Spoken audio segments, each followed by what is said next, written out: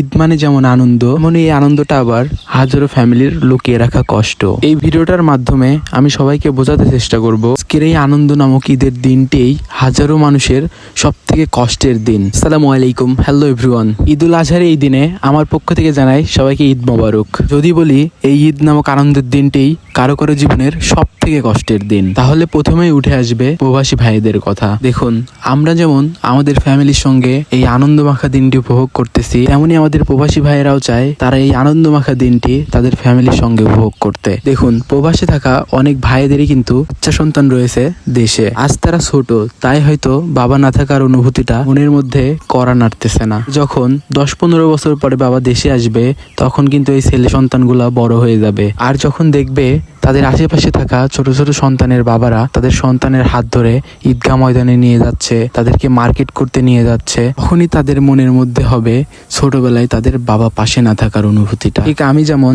এখন সেই অনুভূতিটা টের পাচ্ছি, একদিন হয়তো তারাও আমার মতো এই ধরনের চিন্তা করবে, কিন্তু সেদিন অনেক দেরি হয়ে যাবে। কারণ আর চাইলেও সম্ভব হবে না বাবার হাত ধরে মার্কেট করতে যাওয়া, বাবার হাত ধরে ঈদগাহ ময়দানে গিয়ে ঈদগাহ ময়দান থেকে পিস্তল কিনে নেওয়া, যার চাইলেও কখনো সম্ভব হবে না। তখন শুধু আমার মতো এভাবেই ভিডিও বানাতে হবে আর মনের ভাবটা প্রকাশ করতে হবে, এছাড়ার কোনো গতি থাকবে না। এটা তো গেল সেই প্রবাসী ভাইদের সন্তানেরা তাদের বাবাকে পাশে না পাওয়ার কথাটা। এবার আসি প্রবাসী ভাইয়ের কথায়। প্রবাসী ভাই যে কতটা কষ্ট করে ইনকাম করে দিনের পর দিন ধরে সেই বাইরে থাকে, তারপরেও দিন শেষে ঈদের দিনের খুশিটাও তার ফ্যামিলির সঙ্গে অনুভব করতে পারে না। তাদের এই কষ্টে ভরা অনুভূতিটা যা আমরা কখনোই অনুভব করতে পারবো না। দেখুন, ঈদের দিন উপলক্ষে আমাদের এই বাংলাদেশের অনেক ফ্যামিলিতে প্রচুর পরিমাণে খাবার রান্না হয়েছে, আর দিন শেষে অনেক পরিমাণে এই খাবারগুলো তারা নষ্টও করবে। আর সেখানে আমাদের এই বাংলাদেশের হাজার ফ্যামিলিতে আজকের দিনে তাদের ছেলে সন্তানকে খাওয়ানোর মতো সেমাইটুকু হয়তো রান্না হয়নি। যদি আমার কথাগুলো বিশ্বাসী না হয়,